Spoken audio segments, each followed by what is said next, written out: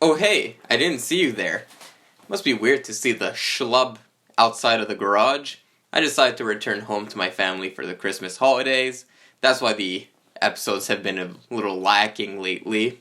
But I decided to watch one of my favorite Christmas movies, which is Bad Santa, and thought I'd share my thoughts with you guys. So without further ado, please join me on this very special episode of Garage Movie Reviews.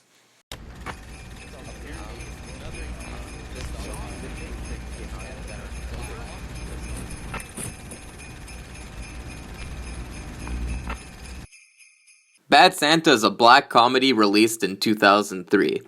The movie follows a mall Santa called Willie, a depressed alcoholic played by Billy Bob Thornton. He plots to rob a mall with his elf sidekick, but things go a little sideways when he befriends an 8-year-old boy. The first thing people will notice about this film is that Billy Bob Thornton plays such a vile human being. Usually movies with an alcoholic character makes them look quote-unquote quirky. This movie shows a more realistic and pathetic view of alcoholism and uses it to make the audience more uncomfortable. Every scene makes you so uncomfortable you don't know whether you should laugh or feel bad for the guy. Billy Bob Thornton steals the show here. Many actors were considered for the role, such as Larry David, Robert De Niro, James Gandolfini, Bill Murray, and Jack Nicholson, but I really can't picture anyone else playing Willie other than Billy Bob Thornton. He's so gross. He constantly has a 5 o'clock shadow, and I really can't explain it, but it feels like I can smell him through the screen. Almost like this movie is presented in odorama. Odorama will enable you, the viewer, to actually smell right from your movie seat some of life's most fragrant odors. As I sat down and watched the opening titles scroll, it came to my attention that this movie was produced by Joel and Ethan Coen, directors of The Big Lebowski, No Country for Old Men, Oh Brother Where Art Thou, and many, many others. You kind of feel their touch in this film. I feel like the Coen brothers do such a good job at making every character feel like such an oddball, and this movie kind of has that vibe too. So obviously this movie is funny, and you have a great lead performance by Billy Bob Thornton. But what makes this stand out? I mean, when you think about it, there's so many movies out there with the term bad in it. Bad teacher, bad grandpa, bad moms. What makes this one... Fuck a duck. Why does this one stand out and those not as much? Well, let's take a look in the past to see what other movies were coming out that decade. So the 2000s were basically the decade of the R-rated comedy with fuck-up as leads. Movies with Will Ferrell, Adam Sandler, the Judd Apatow films. But this movie takes the term fuck-up lead to a whole new level. Like, look at Seth Rogen here. Sure, he knocked up Katherine Heigl, but look at him, he's adorable. I just want to pinch his fucking cheeks. I'm on my fucking lunch break, okay? Are you insane? Yeah, not this guy. This movie really blurs the line between comedy and drama. Take this scene for instance.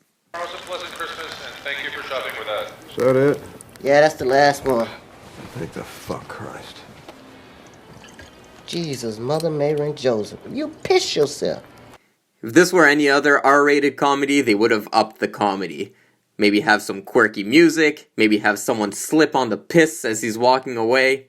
But in Bad Santa, the humor is just so matter-of-fact. It really makes you stop and ponder. Is this shit actually funny? Why am I laughing at this character? And if you're extra existential like me, you probably wondered, why do we laugh at fuck-ups? This movie isn't the first time I pondered that philosophical question. You know how some years you have duplicate films, like White House Down and Olympus Has Fallen, or Ants and Bugs Life, or Dante's Peak and Volcano? 2009 was one of those years. There were 2 comedies about mall cops, Observe and Report, and Paul Blart Mall Cop.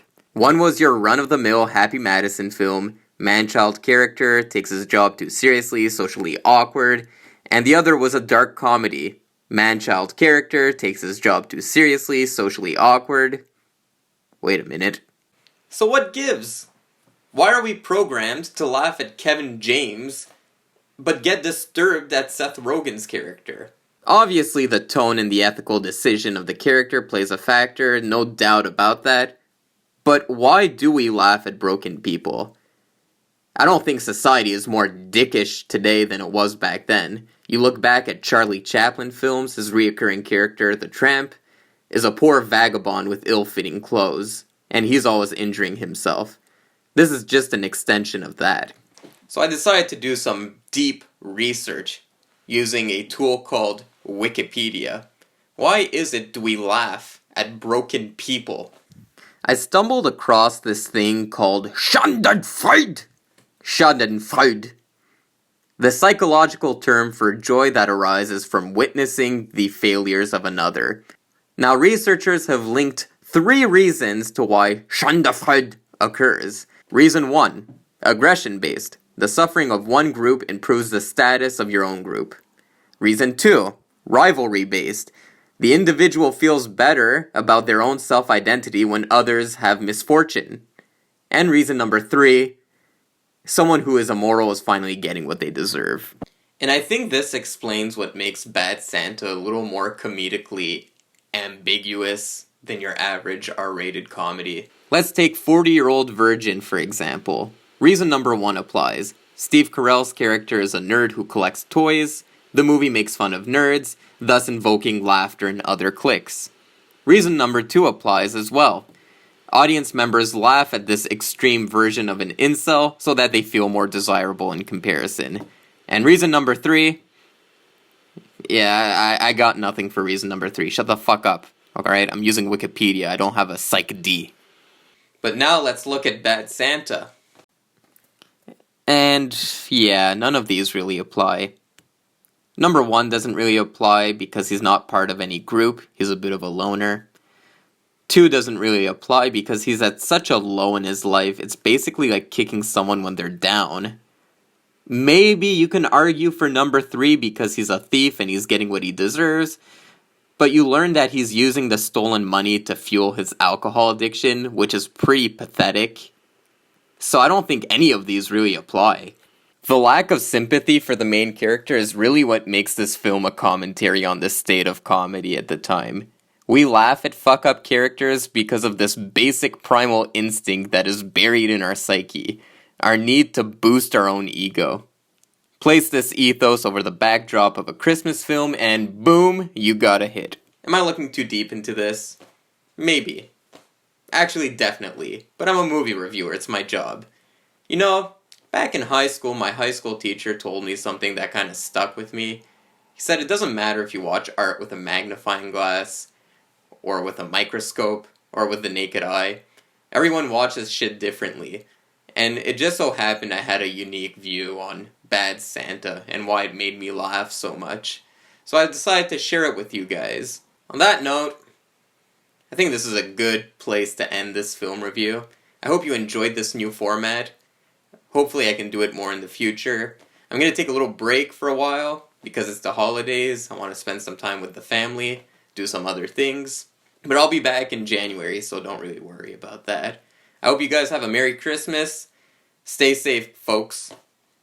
Bad Santa. I beat up some kids today, but it was for a purpose. Made me feel good about myself. You need many years of therapy.